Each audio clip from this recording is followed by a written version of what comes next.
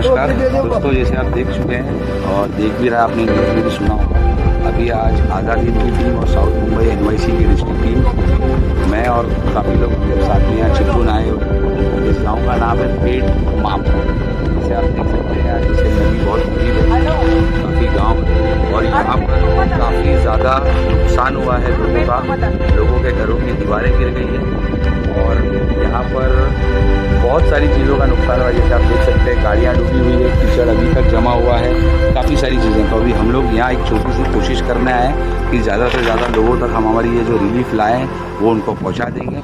बस हमारा यही मैसेज है कि हम अभी भी लोगों से अपील कर रहे हैं कि जो लोग अभी आ रहे हैं हेल्प के लिए वो कोऑर्डिनेशन के साथ आए।